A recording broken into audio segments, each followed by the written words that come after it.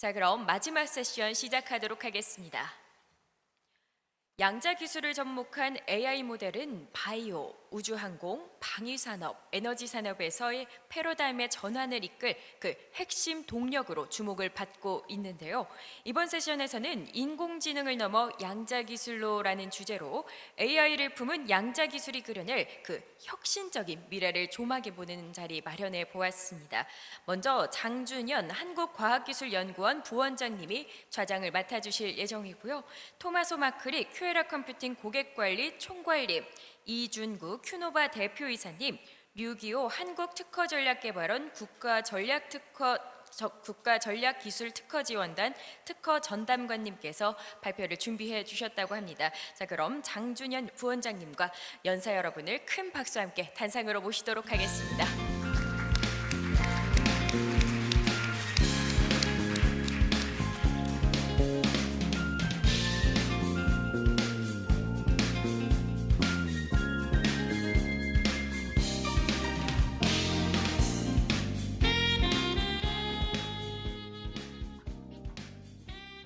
네, 그럼 부원장님께 진행 부탁드리겠습니다.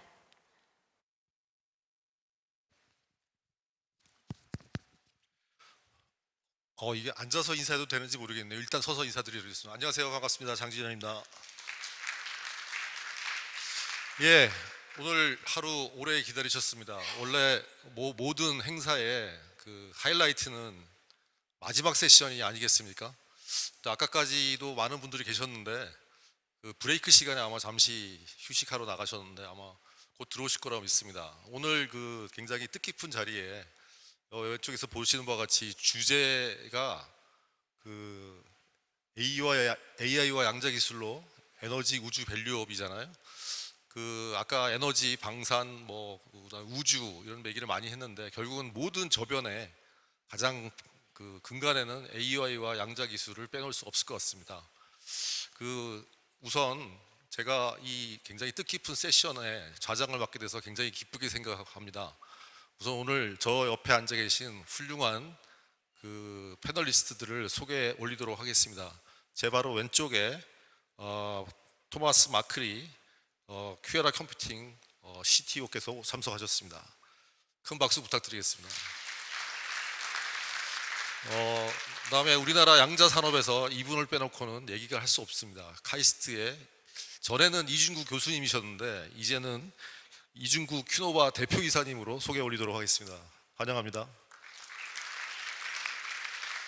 네, 마지막으로 저희가 많은 R&D를 투자하고 많은 시간을 통해서 기술을 개발해도 그 권리를 저희가 보장받지 못하면 그냥 흘러가는 빗물과 같습니다. 그래서 저희 한국의 AI와 양자 기술의 어떤 권리를 확보하기 위해서 특별히 노력하고 계시는 류기호 한국특허전략개발원 국가전략기술특허지원단 특허전담관님을 소개하겠습니다.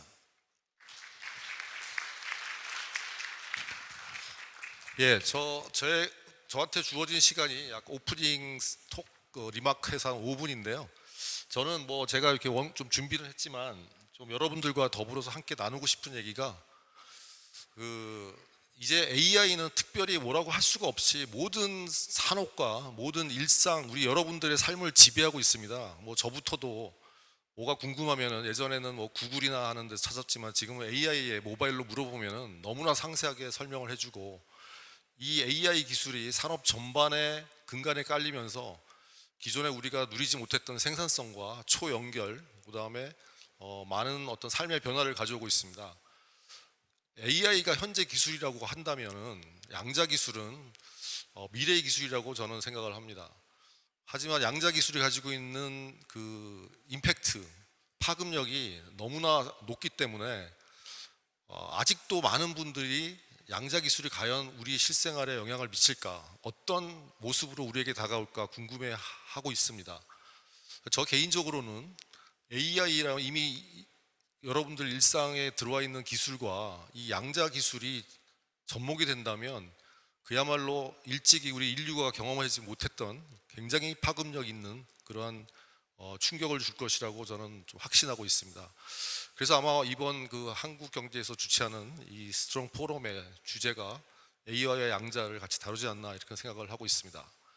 제 서두의 말이 길었는데요. 여러분들의 관심을 좀 끌고자 제가 좀 말씀을 드렸고요. 그러면 준비된 대로 저희 우리 마크릿 교수님께서 CTO께서 준비된 프레젠테이션 15분 동안 진행하도록 하겠습니다. 큰 박수로 맞이해 주시면 감사하겠습니다.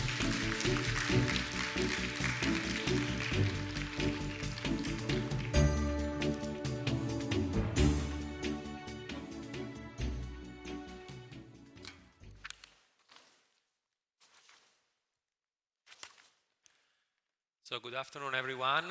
It's a great pleasure to be here. I would like to thank the organizers for the invitation. It's actually my third year in a row here in South Korea, and I will be representing Quera Computing, that is a leading quantum computing company that is based in Boston, Massachusetts, in the US. We're actually at the bike ride from Harvard and MIT, which is extremely important in order to get the right talent to develop this cutting-edge technology.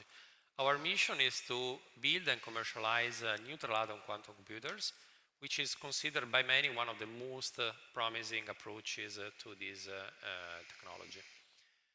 As Quera, we're developing products that have been available on major public cloud since November 2022. And such machines have been used to develop applications across a wide variety of areas in simulation, machine learning, and combinatorial optimization. This is not a kind of isolated effort. We've been working with the Korean ecosystem for quite some time. One of the major steps that we took was to sign an important MOU, a Memorandum of Understanding, with our collaborators from KAIST and the city of Sejong. And since then, we expanded our activities, engaging with the local ecosystem by organizing a number of activities that led, for example, to a couple of weeks ago, to a joint webinar, a tutorial on our technology that has been delivered to a large number of Korean users. So this week I was joined by a couple of colleagues, Ayumu Imai, who is the country manager of Quera Japan. I will talk about the engagements of our company in the country, and by Minho Kwon, who is the head of Laser Systems. And as you can see, we've been busy with a number of talks and presentations, both at Quantum Korea, which is taking place at the AT Center as we speak, as well as in the organization of important tech forum with the US Embassy in Seoul that took place this morning, and earlier in the afternoon also at Queens at the Quantum Standards Forum. And here we are. So let me walk you through some very basic but still very important details on how this technology actually works. So what is a quantum computer, and how can it be built?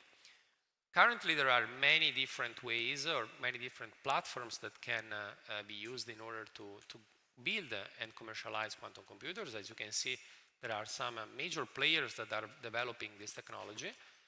And the platforms that are used span across superconducting qubits, trapped ions, photonics, silicon qubits, but also, importantly, neutral atoms, among others. And each one of these technologies has certain advantages and challenges to face in order to get to a fully fault-tolerant quantum computing that is available to scale up to a large number of qubits. A qubit is the fundamental unit of quantum information, as well as to the resistance with respect to errors that basically inhibit the execution of very, very complex circuits. So the advantages of neutral atoms, which is the technology that we develop in Boston, is related to the scalability, meaning that we can really realize systems with thousands, if not tens of thousands of qubits. We use neutral atoms that are not natural qubits, so they respond all in the same way, differently from other platforms that utilize what are called artificial qubits that need to be calibrated and characterized individually.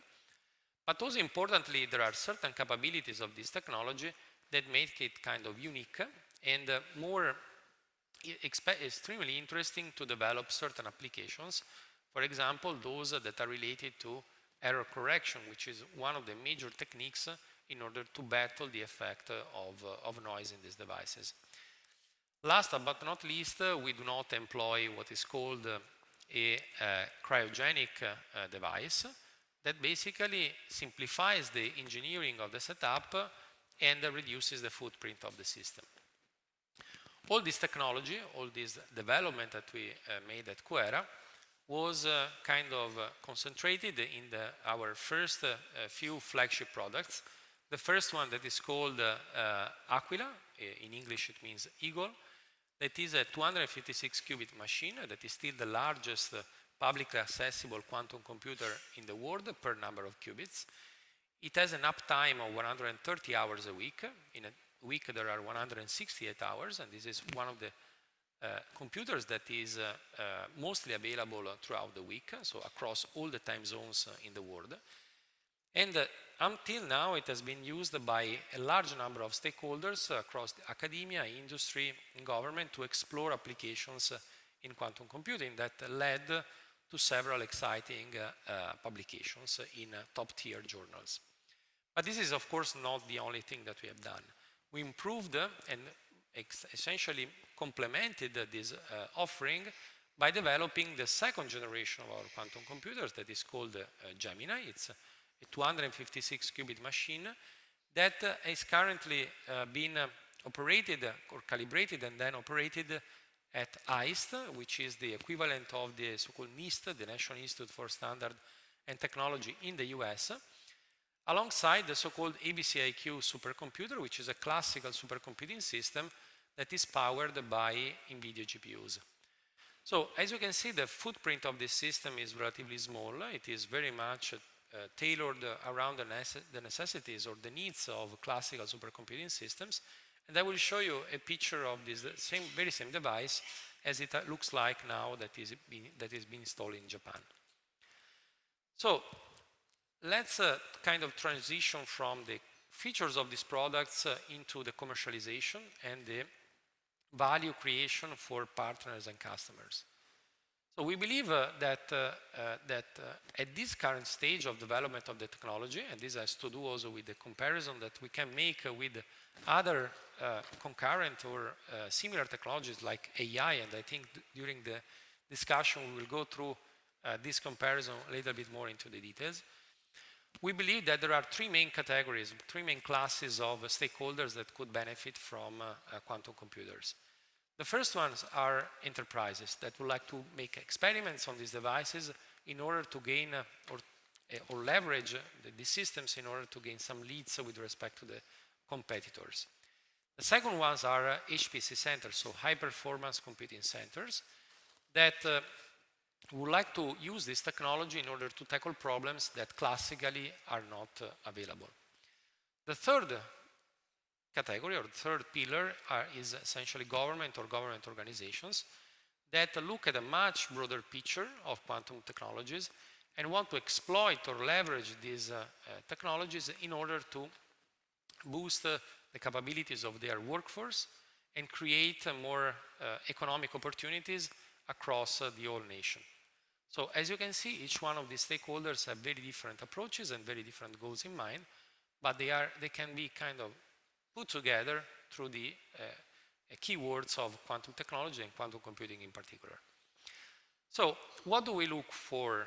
What are we looking for in our partners, customers, and what they would like to have from a company like ours? Well, first of all, they want to have access to the technology, so to quantum systems, and in particular, the possibility of connecting to these systems either through the cloud or through an on-premise deployment that can come with the dedicated support and development of the related quantum community.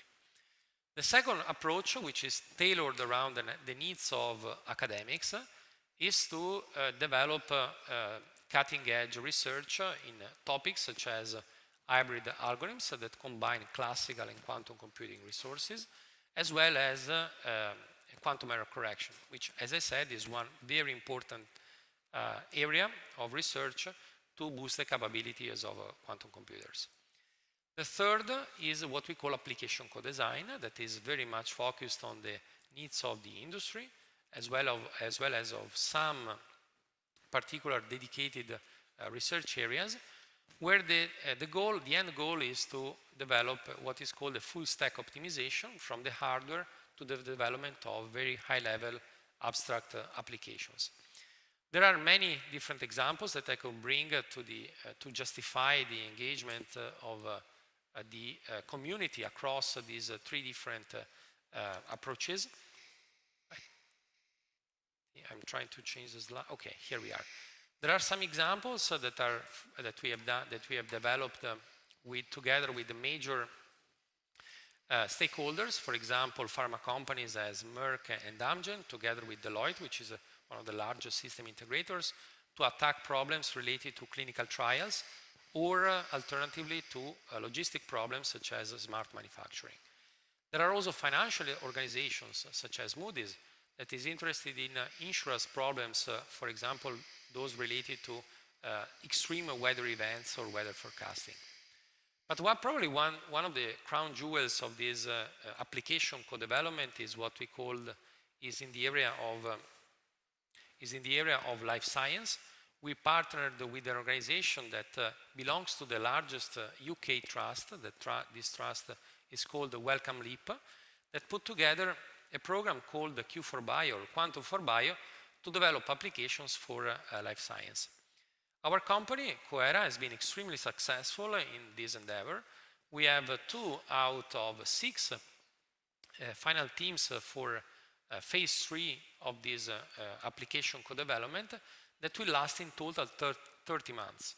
So I think now the maturity of the field is going through a big change, a radical change, where the industry is no more probably interested in developing what are called the proof of concept, but rather the interest is moving towards the development of more complex workflows or pipelines to attack much more meaningful problems in healthcare, life science, finance, and so on.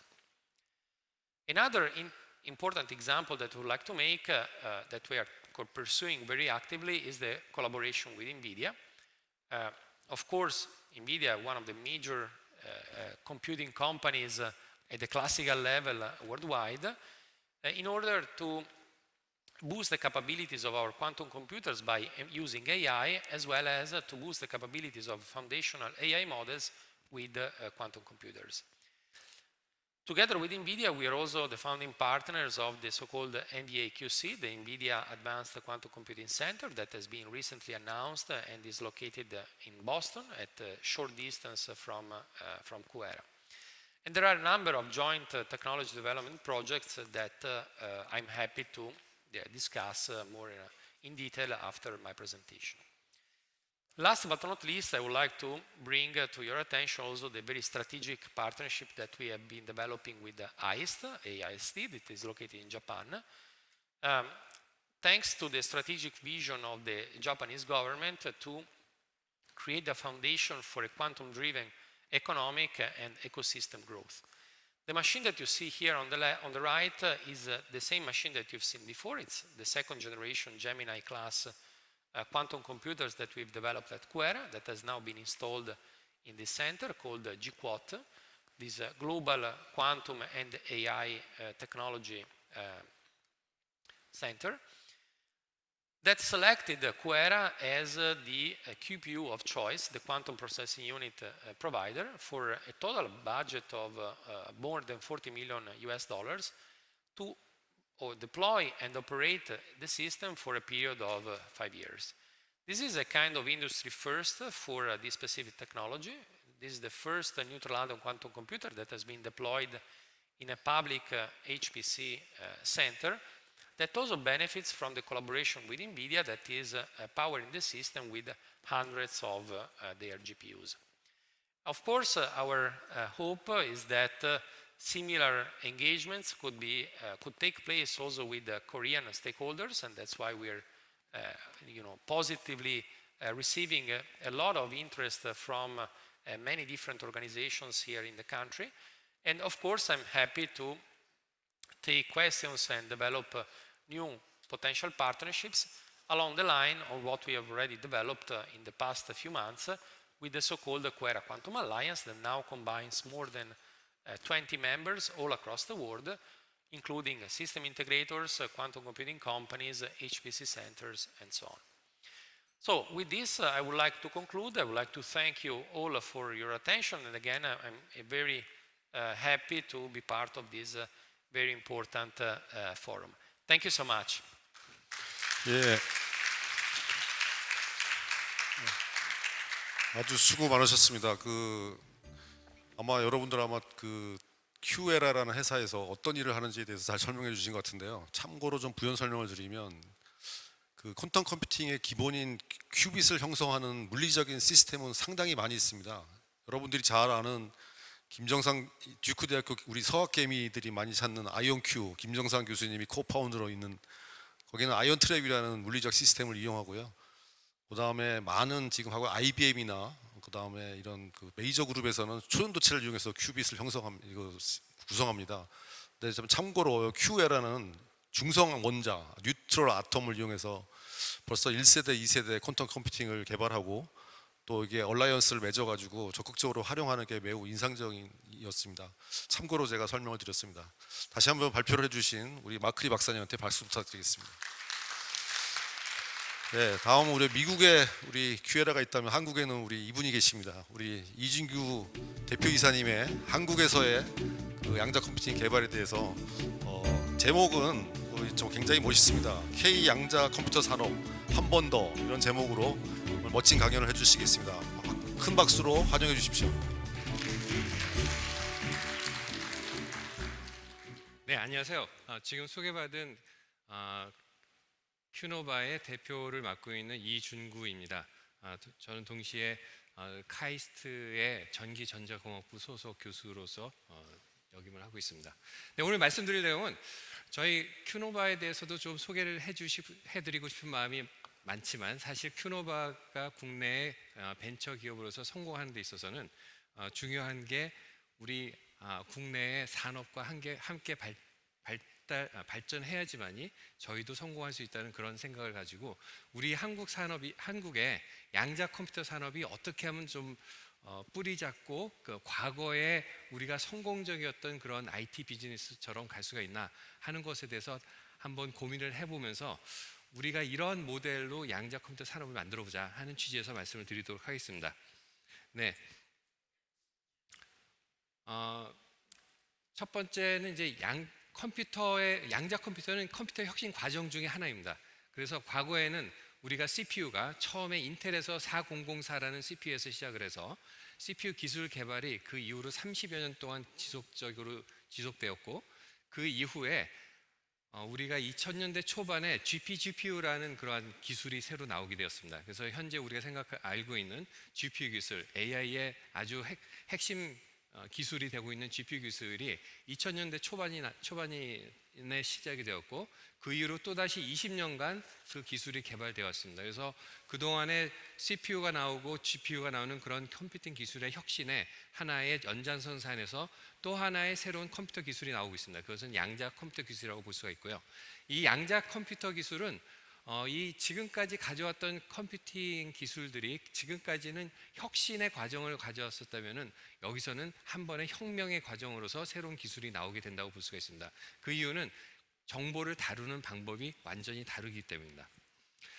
그래서 양자 컴퓨터는 큐비트로서 이루어지고 있는데요. 이 큐비트는 우리가 양자 컴퓨터에서 사용하는 비트라는 뜻에서 큐비트라는 이름을 붙였고 이 큐비트의 성질에는 굉장히 중요한 두 가지 성질이 있는데 하나는 중첩입니다. 중첩이라는 성질은 큐비트가 하나 있을 때가 큐비트가 두 개 있을 때가 하나 있을 때보다 계산량이 2배가 더 많아지고 또 하나의 큐비트가 추가가 되면 또다시 계산량이 2배가 많아지는 이러한 기하급수적으로 계산량이 많아지는 성질을 제공하는 게 중첩의 성질이 있습니다. 그래서 우리가 40큐비트 정도만 되면은 현재 슈퍼컴퓨터에서 간신히 풀 수 있는 문제 규모의 문제를 풀기 시작합니다. 그러니까 양자 컴퓨터가 40큐빗만 돼도 매우 우수한 성능을 가진 컴퓨터가 되기 시작합니다. 근데 이제 실질적으로 산업에 들어가려면은 슈퍼컴퓨터보다 약간 큰 정도의 계산 성능을 가지고는 진입하기가 좀 힘들고, 적어도 60큐빗, 80큐빗 수준에서 정말로 의미 있게 문제를 풀어낸다면은 우리가 슈퍼컴퓨터 성능을 앞서고 시장에 진입하는 시점이 될 거라고 흔히들 생각하고 있습니다. 이러한 기술들이 현재 이 양자 컴퓨터 하드웨어를 만들고 있는 대부분의 회사들에서 앞으로 적어도 2년 정도 시간 안에는 달성할 수 있는 그런 기술이 되어가고 있고, 따라서 현재의 양자 컴퓨터로도 우리가 양자 컴퓨팅 시장이 어느 정도 시작이 될 거라고 예측을 하고 있습니다.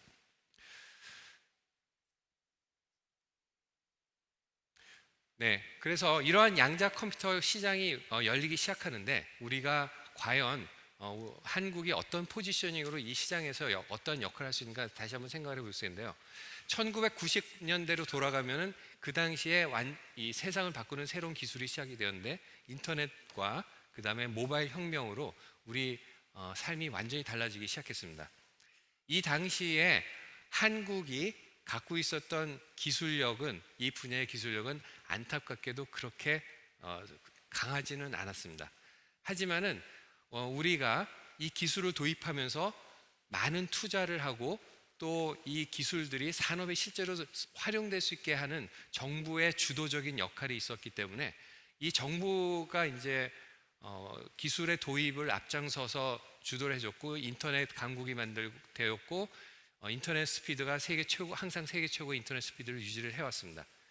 이런 과정에서 다양한 산업들이 발전이 되어 오고, 여기서 보시는 것처럼 20년대에는 소셜 미디어 네트워크들이 시작이 되었고, 2000년대에는, 그 다음에 2010년대에는 또 다른 인터넷 베이스의 그 커뮤니티들이 또다시 시작이 되었습니다. 산업이 시작되었고, 그런 과정을 통해서 현재 우리가 세계에서 선진국으로 인정을 받는 그런 경제력을 가지게 되었습니다.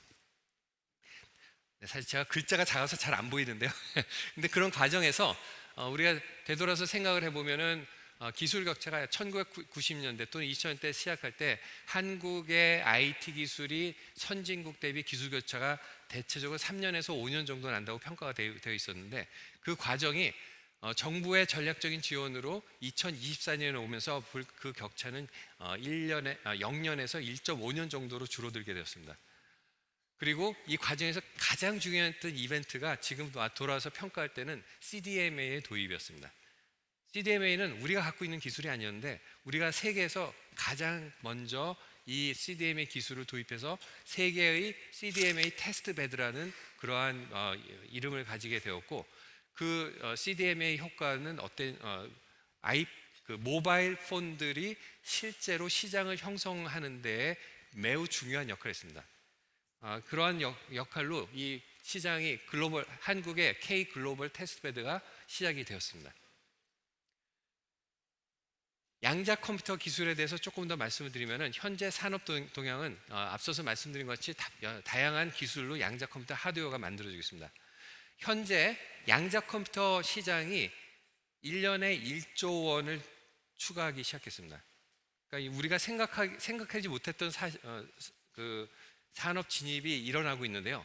불과 5년 전만 해도 양자 컴퓨터 한 10년 후에나 쓰일까 하는 그러한 의견들이 대부분 지배적이었는데, 현재 와서 보면은 불과 몇 년 지난 2025년 현재 양자 컴퓨터가 전 세계에서 대략 1조 원의 규모로 팔리고 있습니다. 그리고 내년에는 2배 정도로 증가할 것으로 확대됩니다. 그래서 전 세계에 1조 원, 2조 원 등등 3조 원의 양자 컴퓨터 하드웨어에 대한 투자가 일어나게 되면 당연히 이 양자 컴퓨터를 써볼 수밖에 없는 그런 환경들이 만들어지고요. 그러한 환경 속에서는 정말 양자 컴퓨터가 우리가 한테 어떤 유용한 기술이 될 수 있는가 챌린지가 오게 되고, 그것은 양자 우위라는 이름으로 저희가 정의를 하고 있습니다. 양자 우위는 저희가 앞서서 말씀드린 것처럼 슈퍼컴퓨터가 간신히 풀 수 있는 문제보다 양자 컴퓨터가 그 문제를 더 잘 풀 수 있는 그런 시점들이 양자 우위라고 하는데요. 그거는 계산이 정확해야 되는 것도 한 가지지만 또 못지않게 중요한 거는 에너지와 공간 측면에서도 우리가 절대적으로 경제성 있는 그러한 기술이 되어야 됩니다.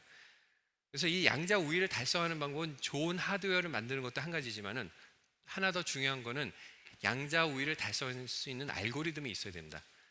최근에 구글에서 발표한 수프리머시, 그러니까 가장 양자 컴퓨터에서 효율적으로 돌아가지만은 고전적인 컴퓨터에서는 가장 수행하기 어려운 알고리즘의 비교, 그것이 이제 수프리머시의 정의가 되는데요. 이 수프리머시를 달성했다는 얘기는 많이 나오지만 실질적으로 우리가 유용한 문제를 푸는 것은 아니고 말씀드린 것처럼 양자 컴퓨터에서 가장 쉬운 문제를 풀어보는 케이스였고요. 근데 이게 양자 우위를 달성하려면은 실제 문제를 풀어야 된다. 화학 문제라든지 최적화 문제라든지 이러한 아주 복잡한 문제를 풀어내야 되는데 그러한 기술들이 를 통해서 양자 우위가 달성되는 것들이 지금 앞으로 1, 2년 이내에 그러한 이그젬플들이 생기게 됩니다.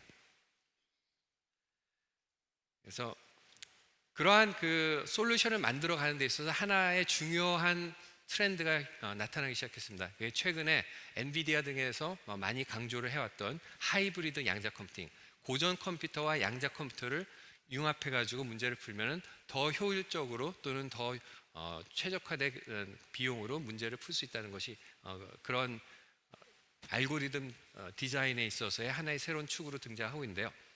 여기서 보시는 것처럼 양자 컴퓨터를 사용한 경우, 그 다음에 고전적인 컴퓨터만 사용한 경우보다 이 두 가지를 가장 최적화해서 섞어서 조합해 가지고 우리가 알고리즘을 만든다면은 두 가지 경우보다 훨씬 더 우수한 그런 알고리즘이 나오게 됩니다. 그래서 이것을 양자 하이브리드 알고리즘이라고 하고요. 그래서 이러한 그 하이브리드 알고리즘 할 수 있는 거는 글로벌 IT 분야에서 활용이 될 수 있고 양자 화학 계산이라든지 또는 양자 최적화 계산 등을 우리가 수행을 해낼 수가 있게 됩니다. 이러한 그 솔루션들이 나오면은 우리가 하기에 기대를 하고 있는 것은 금융 산업에서 최적화 문제가 풀린다든지 또는 제약, 바이오 등에서 완전히 새로운 그러한 신약의 디자인이 가능해지는 그런 효과를 얻을 수 있고 또한 물류, 운송 등에 있어서도 최적화된 그러한 최저 비용의 서비스가 가능해지게 됩니다. 양자 산업이 그동안 많이 발전했습니다. 여기서 보시는 것처럼 이제 맥켄지에서 발표한 자료를 보면은 이 시장의 규모가 매년 30% 이상 발전하고 있고 현재 조 단위의 규모가 넘어섰고 곧이어 2030년도 정도 되면은 약 70조 원 이상의 규모가 형성될 것으로 보이고 있습니다. 양자 컴퓨터 기술은 현재 기술의 여러 발전 단계, 특히 하이프 곡선상에서 어느 위치에 있냐면은 과잉한 기대 단계를 지나서 이제는 그 계몽 단계로 들어서고 있습니다. 계몽 단계는 무엇이냐면은 이것이 정말 모든 것을 다 해결한 게 아니다. 우리가 이 안에서 주어진 몇 가지 유형의 문제들을 성공적으로 풀어갈 때 이것이 실제로 시장에서 쓰이는 그런 기술이 될 수 있다 하는 그런 단계로 넘어간 게 계몽 단계인데요. 실제로 그런 그 옥석 가리기와 같은 그러한 시장에서의 영향들이 나타나기 시작하고 있습니다. 저희 큐노바에서는 이러한 시장 환경 안에서 양자 고전 하이브리드 소프트웨어를 만드는 선도 기업으로 나서고 있습니다. 지금 저희가 확보한 기술은 화학 문제를 푸는 데 있어서 아까 말씀드린 큐비트 개수의 기준으로 보았을 때 60큐비트가 넘는 규모의 화학 문제를 풀어내고 있습니다. 그리고 이 화학 문제를 푸는 속도가 지금까지 다른 양자 알고리즘 문제를 풀었던 것보다 한 1000배 정도 빠르게 문제를 풀어내고 있습니다. 이러한 기술들이 좀 전에 말씀드린 하이브리드 컴퓨팅 알고리즘에서 개발이 되고 있고 저희는 또다시 최적화 문제를 푸는 솔버를 저희가 출시를 하고 있는데 현재까지 양자 컴퓨터에서 풀 수 있는 가장 큰 최적화 문제는 약 150개의 변수를 최적화하는 성과를 얻고 있었습니다. 근데 저희 솔루션은 현재 대략 한 10,000개 정도의 변수의 최적화를 얻고 있어서 지금까지 생각했던 것과 다른 차원의 새로운 최적화 문제 솔버를 제공을 하고 있습니다. 네, 여기서 보여드린 것은 저희 화학 문제를 푸는 솔루션이 어떻게 활용되는가. 여기서 보시는 것처럼 복잡한 화학 구조물에 대한 문제를 푼다든지, 여기서 이제 IBM 머신을 써서 44큐빗의 문제를 푼 결과를 보여드리고 있고, 그리고 실제로 과거에 알고리즘을 양자 컴퓨터에 돌리면 한 번 돌리고 나면 수천만 원의 비용이 나왔었습니다. 한 문제를 푸는 데 있어. 근데 저희가 개발한 하이브리드 알고리즘은 불과 양자 컴퓨터의 비용이 수만 원 정도, 그러니까 비용 측면에서 100분의 1000분의 1 이상을 절감을 하는 그런 새로운 알고리즘들이 시작이 되었고, 그 다음에 여기서 보시는 것처럼 이제 우리가 의학 분야에서는 단백질에 붙어 있는 약물질이 얼마나 잘 붙어 있을 수 있는지 결합 에너지를 계산하는 정도의 복잡한 문제를 해결할 수 있게 되어 가고 있습니다. 아까 말씀드린 양자 옵티마이즈 최적화 문제에 대해서 예를 보여드리고 있는데, 여기서 보시는 것처럼 기존에 잘 알려진 고전적인 솔루션보다 더 우수한 답을 찾으면서도 더 큰 문제가 되었을 때에도 저희 양자 알고리즘은 그다지 비용이 들지 않고 빠르게 문제를 해결하는 결과를 보여주고 있습니다. 앞으로 한 100만 개의 배려부를 저희가 최적화하는 솔루션을 제공하는 것을 목표로 하고 있습니다. 네, 여기서 다시 한번 보면은 우리가 이러한 그 양자 컴퓨터 시장이 시작이 되는데, 앞서서 말씀드린 것처럼 그 현재의 양자 컴퓨터 기술이, 우리가 가지고 있는 양자 컴퓨터 기술은 선진국 대비 한 5년에서 7년 정도, 하드웨어의 경우에는 선진국 대비 5년에서 7년 정도의 기술 격차가 있다 보이고 있고, 그 외 응용 소프트웨어 쪽에는 한 3년 정도의 기술 격차가 보이고 있다고 생각됩니다. 근데 여기서 우리가 앞서서 말씀드렸던 것처럼 정부 주도하에서 얼리 어댑터들을 만들어내는 그러한 정책을 통해서 양자 기술들이 우리 산업에서 많이 한번 시도가 되는 그러한 분위기가 만들어진다면은, 또다시 IT 테스트베드, 글로벌 IT 테스트베드에서 성공했던 그 성공담이 양자 컴퓨터의 테스트베드에서 성공담으로 이어질 수 있다고 감히 제안을 드립니다. 그래서 우리가 좀 더 많은 관심을 가지고 좀 더 많이 활용을 해보려고 하고, 그 다음에 더 정부에서 이것을 뒷받침하는 투자가 이루어진다면은, 지금 조금 뒤처졌지만은 우리가 분명히 2030년, 35년에는 앞서서 말씀드린 것처럼 세계 최고의 기술력 또는 약간 뒤지는 정도의 기술력을 가지는 것이 확보가 되는 것이 가능할 거라고 제안을 드립니다. 네, 그래서 제가 말씀드린 것은 단기적, 중기적, 장기적으로 보았을 때 단기적으로는 하드웨어보다 소프트웨어를 조금 더 투자를 해보자. 중장기적으로는 물론 하드웨어도 투자를 해보는 것이 있겠고요. 그 다음에 아주 장기적으로 보면 완벽한 양자 컴퓨터 대비 우리가 완전히 새로운 알고리즘과 기술을 도입할 수 있는 시간적인 여유가 충분히 있기 때문에, 이러한 단기, 중기, 장기의 적절한 전략들을 고민을 하면서 우리가 투자를 해나갈 때, 또다시 우리가 K 양자 테스트베드가 글로벌 테스트베드로서 자리매김하면서 우리 산업을 이끌어가는 성장 동력이 될 것으로 기대를 해볼 수가 있습니다. 이상으로 마치겠습니다. 감사합니다. 예, 수고하셨습니다. 아까 제가 제목을 소개할 때 한 번 더 제가 좀 강조를 했는데요. 그 한 번 더의 의미를 아마 여러분들이 잘 아셨을 것 같습니다. 한 25년 전에 저희가 인터넷이 막 도래할 때 정부에서 과감한 투자와 R&D 분야와 인프라 구축함으로써 우리가 글로벌 인터넷 강국이 돼서 관련 산업을 많이 육성했듯이, 양자 산업에 있어서도 적극적인 어떤 투자와 관심에 힘입어서 그때의 영광을 한번 더 재현해 보자는 그런 의미로 받아들일 수 있을 것 같습니다. 아이고, 수고 많으셨습니다. 큰 박수 한번 더 주시면 고맙겠습니다.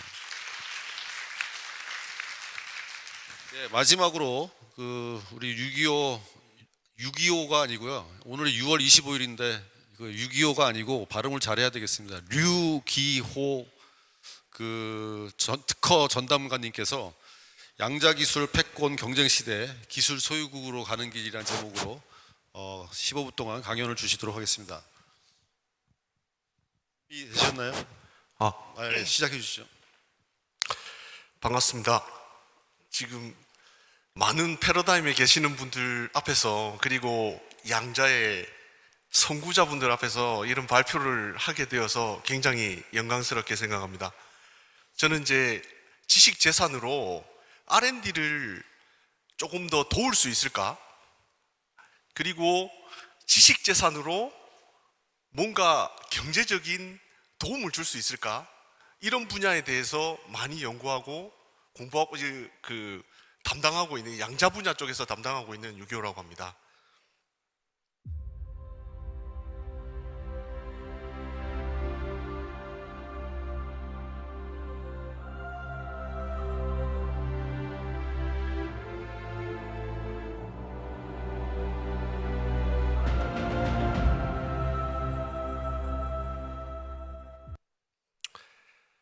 네, 지금 세상은 기술이 없는 안보는 우리는 허상이라고 얘기를 합니다. 그리고 지식재산이 없는 기술이라고 하는 것은 일반 공공재에 불과하다고 얘기를 합니다. 왜 그러냐?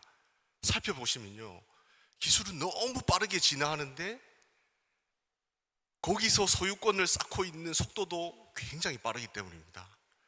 금액으로 쉽게 비교를 할 수 있는데요, 2007년도에 유전자 분석할 때는 우리가 $10,000,000 들었어요. 근데 똑같은 거를 14년쯤에는 약 $1,000불 정도면 우리 유전자 분석을 합니다. 지금은 어떤가요? 100불이면 가능하죠.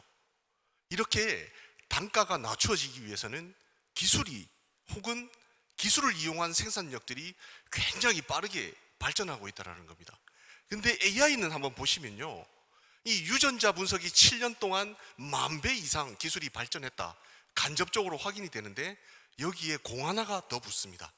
이게 현재 AI 기술이 가지고 있는 기술적 파급력입니다. 그러면 이런 기술들이 발전해 가면서 쌓여가는 지식재산권은 어떨까요? 전 세계 6억 건 정도가 지식재산권으로 쌓여 있습니다. 이게 다 기술인 거죠. 우크라이나가 러시아하고 전쟁을 하면서요, 3일이면 함락당한다고 얘기를 했습니다. 근데 지금까지 버티고 있습니다. 거기에는 미국에서 정찰을 할 수 있는 기술을 제공했다라는 분석이 있습니다. 적이 어디에 있고, 그리고 그들이 누구이며 얼만큼이며 전력이 어느 정도 되는지를 실시간으로 제공했다라는 거죠. 기술도 전쟁입니다. 보이지 않죠. 우방국이 어디 있습니까? 기술에서도요, 정찰을 할 수 있는 유일한 도구가 있습니다. 그것이 바로 지식재산권입니다. 기업이나 정부나 스스로 비용을 지불해서 소유권을 확보하려고 전 세계는 노력하고 있고, 이것이 6억 건이라는 데이터로 쌓여 있습니다. 이것을 자세히 들여다보면요, 시장이 어디고, 그리고 경쟁자가 누구이며 이 경쟁자가 가지고 있는 기술이 도대체 어느 정도인가를 파악할 수 있다는 것입니다. 전략기술을 들여다보면요, 우리나라가 12개 중에 현재 9개 분야는 우리나라 기업 정부들이 탑플레이 안에 들어가서 활동하고 있습니다. 근데 지금 보시면 우주항공, 인공지능, 양자는 굉장히 지식재산권 분야에서 취약하다라는 게 발견이 됩니다. 하지만 정부가 굉장히 강력하게 지원을 하고 있는 사실이 고무적인 현실입니다. 제가 AI라는 것이 얼마나 영향을 주는지를 특허적으로 융합되는 특허들을 모아서 비교를 해보면요, 이 AI라는 기술이 반도체 분야에서 포함되어 있는 융합 기술이 약 60%에 이릅니다. 첨단 로봇 30% 되죠. 바이오 40% 이상이 됩니다. 이 말은 뭐냐? 산업에서의 AI의 쓰임새가 굉장히 파급력이 있을 것이고 변화를 가속화할 것이다, 이렇게 바라보는 것이죠. 이게요, 최근 들어서 그 양을 보면 더욱 놀랍습니다. AI를 활용하는 빈도수가 굉장히 높다라는 것이죠. 여러 가지 산업 분야가 이 AI를 도구로서 사용을 해서 기술을 고도화하고 빠르게 소유권을 확보하고 있다는 증거입니다. 헌데요, 이 AI가 도구로서 사용되는 기술이 아니라 AI를 변화시키거나 AI에 영향을 주는 기술이 바로 이 양자 기술이라고 전문가들이 굉장히 많이 여러 가지 얘기를 하고 계시죠. 실제 현재 산업에서도 등장하고 있지 않습니까? 수조 배 이상의 빠른 연산, 안전한 통화, 그리고 우리가 측정할 수 없는 한계까지 이하의 측정, 이러한 것들을 다 가능하게 하고요. AI와 상호 보완되는 기술로서 더욱 발전된 산업을 이끌 것이다 하는 것이 양자입니다. 데이터로 한번 분석을 해봤습니다. 이 양자 기술이 강대국은 얼마나 중요하게 생각을 할까요? 대통령이 직접 언급을 합니다. 이게 굉장히 중요하고 이게 미래의 진원지가 될 것이다라고 얘기를 하는데요. 이게 작년 바이든 대통령이 2024년 10월에 발표를 하시면서 얘기를 하십니다. 근데 미국은 그 한 달 전에 수출 통제 기술로 지정을 하죠. 이유를 들여다보면요, 특허적으로는 중국이 미국을 이미 앞서버렸습니다. 기술은 가고 있는데 소유권은 중국이 앞서고 있다는 것이죠. 트럼프 대통령은요, 홍보대사로 활동을 하고 있습니다. 수많은 자금을 끌어모아서 더욱더 기술 개발을 가속화하겠다, 이게 보여지는 것이죠. 우리나라는요, 안타깝습니다. 지금 여기 계신 수많은 그 전설과도 같은 분들이 계시지만요, 전체 연구자로 보면 발명자 숫자도 그렇고 굉장히 적습니다. 이러한 것들이 우리 소유권에서는 영향이 있다, 이렇게 보여지는데요, 실제 우리가 가지고 있는 이 양자 분야에서의 소유권은 굉장히 적습니다. 전 세계에 비교해서도 굉장히 약하고요. 그리고 위기 형태의 진단으로 꼭까지도 보여집니다. 그 중심에는 정부 외에는 기업들이 잘 보이지 않는다라는 원인도 있습니다. 현재는 소유권이 무주공산인 공백인 지역으로 보여집니다. 다행히 대한민국 한 연구소는 이 공백에 대해서 소유권을 확보하기 위해서 굉장히 전략적으로 투자를 하고 있는 모습을 확인했었습니다. 이거는요, 양자 컴퓨터 안에서는 조금 다르지만 양자 메모리라는 게 있습니다. 이 지금 우리 반도체 메모리하고는 좀 다르지만 수십만 건의 특허 데이터가 메모리에는 쌓여 있지 않습니까? 이 양자 메모리 분야는요, 요게 전부입니다. 한 200건 정도가 현재 특허로 나와 있습니다. 여기를 보면요, 아주 초입 단계이면서 이거를 두고 뭔가 개발을 하려고 해도 아직 굉장히 어렵구나. 하지만 투자를 한다면 여기는 무주공산입니다. 우리가 소유권을 빠르게 확보할 수 있는 분야이기도 하다라는 겁니다. 여기에 보이는 하이브리드형이라고 해서 한국과학기술원이라고 나와 있는데요, 이거는 지금 이전 발표자이신 이중구 대표님께서 가지고 계신 특허이기도 합니다. 제가 봤을 때 가슴 두근거리는 현상이었던 것 중에 하나였습니다. 이게 통신 분야로 넘어가면요, 이 중국이 압도적입니다. 중국이 소유권 확보에서는 압도적이고요, 기술 경쟁력으로서도 굉장히 먼 지역까지 양자 통신을 달성하고 있습니다. 그리고요, 이 배경에는 보면 저 아래에 보이시는 짜일링거 박사라는 분이 노벨상 수상자십니다. 그 왼쪽에 보이시는 분이 제1 수제자시고요, 중국의 양자 R&D를 이끌고 계시죠. 이분이 되게 특이하지만 소유하고 있는 기업이 있는데요, 저기 1등 위치에 보이시는 퀀텀 시텍이라는 회사가 이분의 소유 기업이십니다.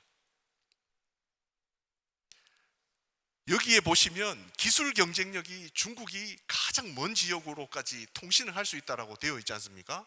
근데 여기서 하나 더 주목해야 되는 것은 일본은 되게 특이합니다. 뭔가 잘 보이지는 않았는데요, 유럽하고 협력을 하면서 현재 우리 상용 네트워크 상태에서 양자 통신을 구현하는 기술을 개발을 합니다. 왜 그랬냐? 단가를 100분의 1로 낮추거든요. 이 비싼 통신 체계에서 상용화 단계에 한 발 더 앞서 있는 게 일본이 아닌가라는 시도로 확인이 됩니다.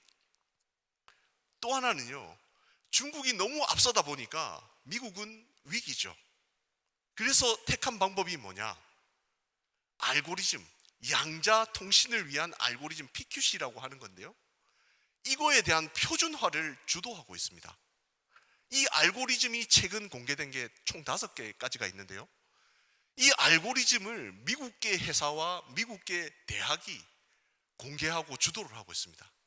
다행인 것은 우리나라 국가연구소도요, 이러한 정보들을 잘 알고 있고요. 이거에 대한 대비책이라든지 우리나라 현상이나 우리나라 현황에 맞는 여러 가지 알고리즘들을 주도적으로 개발을 하고 있습니다. 그리고 이 표준화 섹터에 인볼브하기 위해서 굉장히 많은 노력을 기울이고 있는 게 굉장히 고무적인 현상입니다. 센서는요, 우리가 한계 이하로 측정하는 그런 것들이 가능한데요, 현재는 초전도 기술로 초전도 센서로 많이 이용을 하고 있는 게 특허적인 현황입니다. 헌데요, 최근 확인하고 있는 특허들은요, 다이아몬드라고 해서 0.3나노 이하의 굉장히 작은 안전한 물질에서 이 센싱을 하는 기술들이 공개되고 있고 소유권들이 속속 확보되고 있습니다. 이러한 기술들이 산업적으로는요, 우리가 실제 병원에 가시면 아시는 MRI 기계 있지 않습니까? 교실만한 기계가 이제는 이 사람만한 기계, 이게 움직일 수 있는 기계로까지 적용되어서 나타나고 있습니다. 이 산업적 파급력이 이러한 작은 의료 분야에서만 봐도 나타나고 있다는 게 현실인 것이죠. 또 하나가 있습니다. 국방과 산업 모두에 쓰이는 건데요, 중력계라고 하는 건데요, 이게 GPS가 없이도 이동할 수 있는 기술입니다. 이게 우리 전 세계는요, 가속도하고 각속도 쪽에 집중을 하는 것으로 보이는데 최신 특허의 동향을 보면요, 이 중력계 기술에 대해서 포커싱을 하고 있는 것이 보입니다. 그리고 많은 자료에서 확인이 되는데 누가 뛰어나다 어느 국가가 잘하고 있다라는 것들이 나타나지는 않습니다. 다만 가장 최신에 확인이 되고 있는 분야는요, 우리나라 표준연구소가 전 세계에서 가장 뛰어난 측정 결과를 보여주고 있다는 것입니다. 이것이 그러한 방법들이 지식재산권으로 확보된다면 우리는 가장 앞서고 있는 분야 중에 어떤 분야는 지식재산권으로 혹은 경제적 가치를 일으키는 부분으로 확보할 수 있다는 겁니다. 이 모든 것들은요, 이렇습니다. 우리나라가 다 잘할 수는 없습니다. 원천 기술을 확보하기 위해서 많은 연구소, 정부가 굉장히 열심히 지원을 하고 있습니다. 이 외에도요, 우리나라는 제조 강국입니다. 이 제조를 한다라는 것이 굉장히 중요한 것인데요, 이 양자 관련된 기술들이나 제품들은 미래의 것으로 보이지만 현재의 제품들을 조합해서 만드는 것입니다. 우리도 언제든지 슈퍼을이 될 수 있다는 것입니다. 산업계와 발을 맞춰가지고 우리가 활용할 수 있는 인프라, 우리의 장점을 극대화할 수 있는 연구개발, 이런 것들이 필요할 것 같고요, 정부는 그에 맞추어 일관된 지원, 이런 것이 굉장히 중요할 것 같습니다. 특허 입장에서는요, 전략 정찰을 해드릴 수 있을 것 같습니다.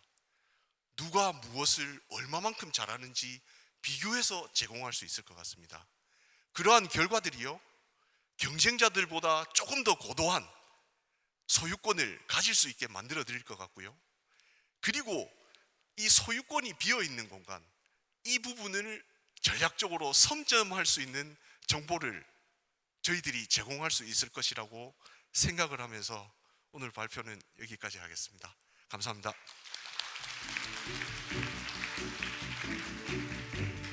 예, 발표 수고하셨습니다. 지금 저희가 주어진 시간이 한 17분 정도 있는데요. 지금 제가 갖고 있는 이 태블릿에 우리 여기 청중님들께서 질문을 올려주시고 있는데 굉장히 수준 높으신 질문들이 많이 올라오고 있습니다. 그래서 제가 깜짝 놀랐습니다. 그래서 다 소개시킬 수는 없는데, 일단은 제가 자장으로서 우리가 일반적으로 이런 양자 쪽 기술을 소개할 때 많은 분들이 관심을 갖고 궁금해하시는 공통 질문을 하나씩 드려서 각자 다른 분야에서 일하고 계시는 분들의 한번 견해를 한번 들어보고자 합니다. 늘 그렇지만 세 분에게 동일한 질문을 차례대로 드리고 싶은데요, 간단하게 단답식으로 일단 답을 해주시면 고맙겠습니다.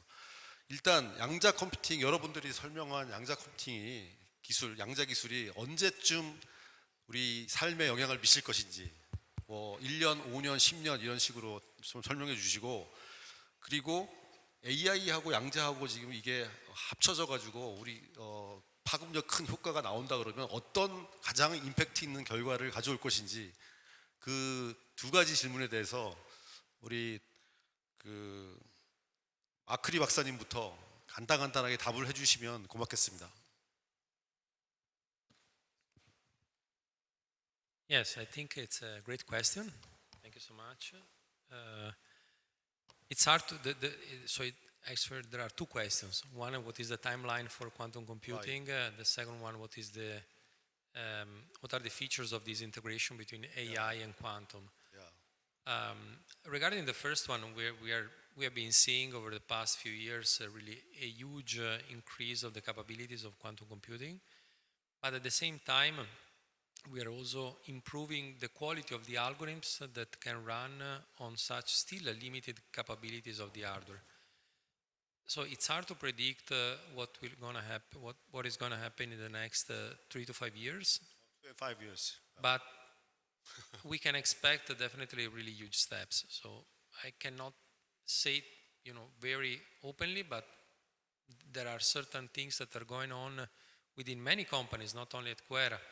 We are definitely kind of setting the standard, I would say, for the future of quantum computing. But there is an amazing work that have been doing, that many academics as well as many companies have been doing to improve the capabilities of the computers. The second question, I think, is kind of more practical and perhaps more concrete, and I can try to give a perspective of what I think could be the field of the integration of quantum and AI. So first of all, the comparison at first look could look like a little bit unfair, because we are trying to put on the same scale two technologies with very different level of maturity. So if you look at the technology readiness level, which is one metric to compare or to define the maturity of AI and quantum, we are really looking at two very different things. So AI, very mature, adoption at scale. We have products like GPT. We have now AI workflows, AI agents that have been developed. On the other hand, the community for quantum computing, the community of quantum computing is very, very small, still limited to academics or really a few tens of quantum computing companies across the whole world. But there is a but. There is an important caveat to this reasoning, and the people are already starting to gauge both AI and quantum by developing proof of concepts.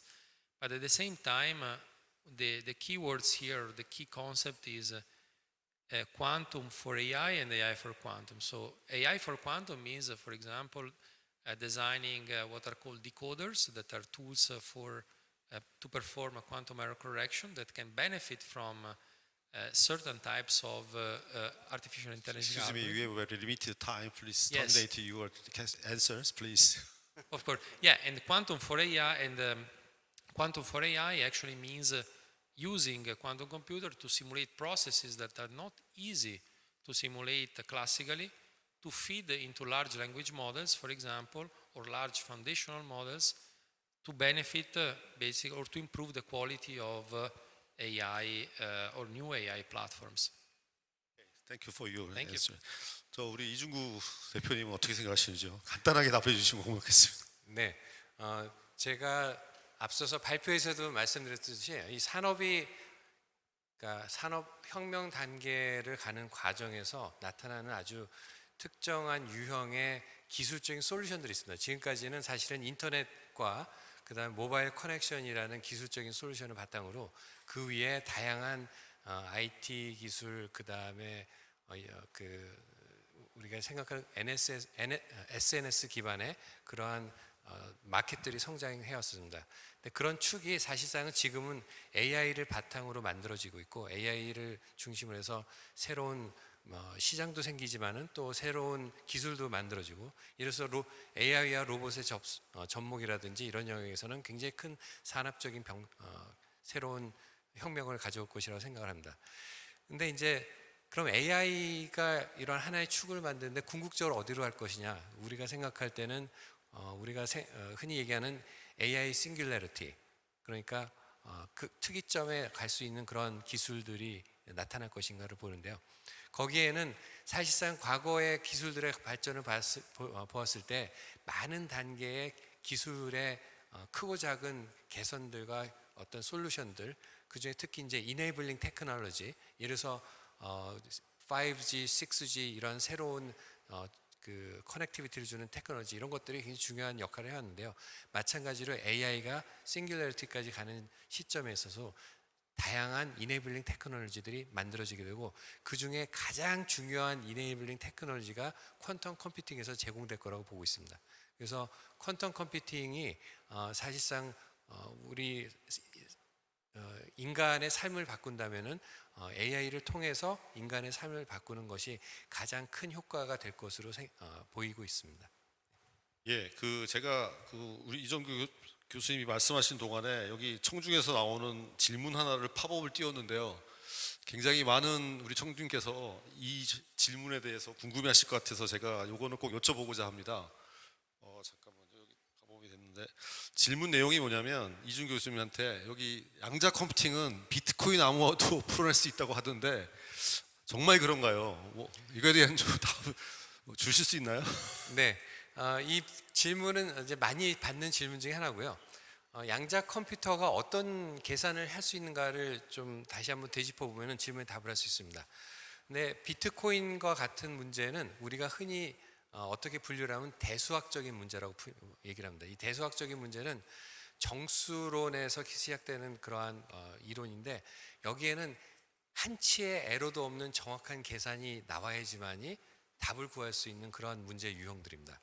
근데 이제 현재 양자 컴퓨터는 우리가 아직까지는 많은 에러를 포함하고 있는 계산 결과들이 나오기 때문에 이 비트코인의 문제에서 사용되는 암호 체계를 우리가 풀어낼 수 있는 그러한 성능이 나오진 않고요.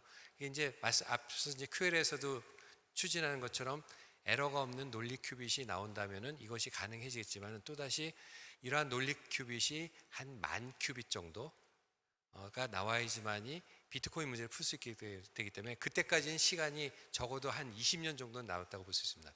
이거는 이제 양자 컴퓨터가 쓰일 수 있는 시점은 좀 다른 거예요. 그러니까 양자 컴퓨터 비트코인 깨는 데 쓰일 수 있는 시점은 한 20년 정도 남았고, 이제 또 반면에 양자 컴퓨터가 유용하게 쓸 수 있는 시간은 앞으로 2년 후부터 시작될 수도 있고 5년 후부터 시작될 수 있고 그렇다고 볼 수가 있습니다. 비트코인에 투자하신 분들은 잘 새겨 들으시기 바랍니다. 네, 다음 유기호 담당관님, 제가 아까 드렸던 공통 질문에 대한 답을 주시면 고맙겠습니다. 예, 저는 이제 최근에 좀 흥미로운 연구를 한 적이 있습니다. 이게 저도 뭐 특허 데이터를 이용하는 사람이다 보니까요. 지금 현재 나와 있는 한 17,000건 정도 되는 이 양자 기술 분야의 특허 데이터를 활용해서 그 로지스틱 확산 모델이라는 것을 적용해서 그 기술의 수명을 한번 예측해 본 적이 있습니다. 근데 이제 이게 우리가 흔히 이제 많은 연구자분들이 잘 아시는 사이테이션을 활용하는 것인데요. 현재 축적되어 있는 사이테이션을 로지스틱 확산 모델에 적용을 해보면 저는 2050년도가 기술이 수명이 다하는 시점이라고 결과가 도출이 된 경우가 있었고요. 그리고 이거를 시장의 수명이라고 해서 이 시장은 언제까지 갈 것이냐라는 것을 예측을 해봤었는데, 저는 이제 그때 2077년도까지 시장은 갈 것이다라는, 이게 맞는지 모르겠지만 연구 결과로서는 그렇게 연구가 된 적이 있습니다. 근데 지금 수많은 이제 전문가들, 그 엔비디아의 전문가, 그리고 마이크로소프트의 그 빌 게이츠, 이런 분들이 나와서 여러 가지 말씀을 가지고 경쟁을 했지만, 저는 이게 기술의 수명이, 양자 기술의 수명이 2050년 정도까지다라고 하면 5년 내에 상용화되는 것이 현실적이지 않을까. 그리고 여기 옆에서 기술들을 개발하고 계시는 많은 전문가분들이 실제 산업에서 보여주고 계시기 때문에 가능하지 않을까, 이렇게 생각합니다. 세 분 연사 중에서 아무래도 류기호 연사님한테 질문은 제일 적은데요. 근데 사실은 우리 국가적인 입장에서는 제일 중요한 질문이라서 제가 선택을 했습니다. 다 떠나서 한국이 아까 발표하실 때 굉장히 미미하다, IP도 그렇고 갈 길이 멀다, 발표 자료에 돼 있는데, 그러면은 우리나라가 AI와 양자 컴퓨팅 융합 분야에서 글로벌 경쟁력을 확보하려면 저기 나온 그 하드웨어 굉장히 전문가신데요. 질문 주신 분이 어떤 순위를 좀 둬야 되느냐. 지금 보시나요? 예를 들면 하드웨어, 뭐 큐빗을 늘리는 거는, 그러니까 소프트웨어, 인력 양성, 국제 협력 이런 예를 들으셨는데, 우리나라가 AI와 양자 컴퓨팅 융합 분야에서 글로벌 경쟁력을 확보하려면 전략적 순위를 어떻게 두어야 합니까? 라는 질문을 주셨습니까? 이게 정말 어려운 질문인데요. 이 제 견해입니다. 제 견해로 봤을 때는 현재 인력이 굉장히 중요하다고 생각합니다. 뭔가를 창출해내는 원천은 사람에게서부터 나온다라고 생각을 하고요. 이 인력 양성은 무엇보다도 중요할 것인데, 국가적으로 보면 중요한 원천 기술을 개발을 하고, 그리고 그것에 쓰이는 여러 가지 부품들이 있습니다. 부품들이 있는데, 저희가 이게 국가 전략 기술이라고 해가지고 이거를 굉장히 보호하고 육성하고 보안을 유지하는 기술인데요. 어떤 부품 하나를 사게 되면 우리 기술이 어느 정도인지 바로 노출이 됩니다. 이 한국은 이 정도 수준밖에 되지 않네? 라고 노출이 되는 것이죠. 그런 부품들이 곳곳에 있습니다. 이러한 부품들만큼은 저희들 국산화 시켜가지고 우리 스스로 문제점을 안 만들어내는 것이 필요할 것이라고 생각을 하고요. 두 번째는 여러 분야에 대해서 선택과 집중을 해야 될 것 같습니다. 근데 많은 국가가 혹은 기업들이 공통적으로 개발하는 분야에 대해서는 당연히 따라가야 된다고 생각을 합니다. 하지만 공백 영역이라고 하는 부분에 대해서는 반드시 우리의 것, 우리만이 장점을 가질 수 있는 분야에 대해서 기술 확보가 중요할 것인데, 현재 그런 인력들이 없다면 바로 국제 공동 연구라는 틀을 빌려 가지고 정책적 지원을 통해서 인력을 육성을 하고 기술을 흡수하는 이런 전략이 필요하지 않을까, 이렇게 생각을 합니다. 이 우선순위가 뭐냐 이렇게 얘기하시면 다 중요하겠죠. 근데 첫 번째는 인력이고, 두 번째는 전략적으로 봤을 때는 부품이 아닐까. 여러 가지 기술들은 현재도 많은 분들이 기술을 개발하고 있지만 저는 그런 모습이 조금 보인다, 이렇게 말씀을 드리겠습니다. 감사합니다. 예, 감사합니다. 이제 거의 시간이 다 돼 가는데요. 제가 닥터 마크리 박사한테 질문을 제가 드리는 게 아니고 우리 굉장히 전문적인 우리 청중님들께서 주신, 제가 봐도 이거 굉장히 중요한 질문이라고 생각돼서 선택을 했습니다. 그 QLI에서 제공하는 퀀텀 컴퓨팅 클라우드 환경에서 실시간 오류 정정을 구현하기 위해 어떤 하드웨어 소프트웨어 통합 전략이 가장 유용하다고 보십니까? 유망하다고 보십니까? You understand? I see that Microsoft is that a question that I see over there? No, it's a different question. So my question is that you already provide the cloud services I see. to the publicity, Yeah. and then what's your major view in order to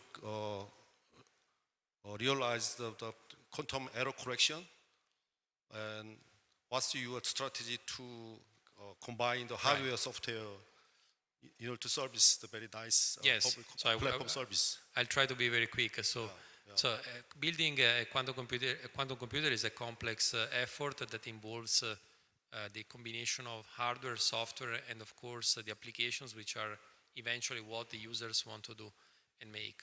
So some time ago we published a roadmap that includes the possibility of developing systems with the tens and eventually hundreds of logical qubits in the next few years. Of course, the question, this is also related to the quality of the qubits. So what Kevin was mentioning before, it's not only the number of the qubits, but also the quality of the operations. And this has to do with what is called the fidelity of these logical qubit gates. Things are improving very quickly. I would say stay tuned. You will see a lot of surprises in the next few months. 답이 되셨나요? 우리 통역하시는 분이 좀 늦어갖고 제가 되지도 않는 영어로 좀 했습니다. 양해 부탁드리겠습니다. 예, 저희가 또 세 분의 좋은 발표하고 또 여러분들의 관심에 힘입어서 AI와 양자, 특히 양자 컴퓨팅 기술의 어떤 발전에 포인트를 맞춰가지고 패널들과 얘기를 나누다 보니까 벌써 주어진 시간이 다 됐습니다. 오늘 하루 종일 여러분들 고생하셨는데요. 비록 짧은 시간이지만 여기 계신 분들이 양자 기술에 대한 좀 이해가 좀 넓어졌으면 좋겠고요. AI가 양자가 결합되는 그날 아까 어떤 분이 질문을 주셨는데요. 우리 인류의 미래는 어떻게 됩니까? 하는 질문도 나왔습니다. 너무 그 비관적으로 생각하지 마시고 긍정적으로 생각하시고 희망적으로 생각하시고 여러분들 오늘같이 이런 기술 개발에 대한 많은 관심을 보여주시면 여기 계시는 또 제일 일선에서 연구 개발하시는 분들과 저희가 힘을 합쳐가지고 아마 우리 대한민국도 시작은 미미하지만 끝은 굉장히 좋은, 저희가 다른 반도체나 이런 데서 다 봤지 않습니까? 시작은 늦지만 끝은 확실하게 창대할 수 있는 그런 아마 좋은 계기가 될 수 있으리라고 봅니다. 오늘 마지막 늦은 시간까지 발표해 주시고 토론에 참석해 주신 세 분 패널 분들에게 다시 한번 박수 주시면 고맙겠습니다. 네, 좋은 내용의 또 발표와 토론에 힘써주신 또 네 분께 다시 한번 감사 인사드리겠습니다. AI와 양자 기술의 시너지가 산업 전반에 어떠한 변화를 가져올 수 있는지 심도 있게 살펴볼 수 있는 뜻깊은 시간이었는데요. 수고해주신 장준현 부원장님과 연사분들 감사드리겠습니다. 자, 이것으로 스트롱 코리아 포럼 2025 모든 세션이 종료가 되었습니다. 2개의 기조연설과 3개의 세션 그리고 1개의 특별 대담을 통해 AI와 양자 기술이 미래 에너지 및 우주 산업에 어떠한 혁신을 가져올 것인지 전망해 보았고요. 정책적 지원 방안을 알아보는 소중한 시간이 되셨기를 바라보겠습니다. 또 긴 시간 동안 함께해 주신 모든 분들께 다시 한번 감사의 말씀 드리겠습니다. 그럼 이것으로 스트롱 코리아 포럼 2025 모두 마무리하도록 하겠습니다. 내년에는 더욱더 전문적이고 또 시대를 관통하는 주제와 또 이야기를 가지고 찾아뵙도록 하겠습니다. 지금까지 아나운서 김현정이었습니다. 감사합니다.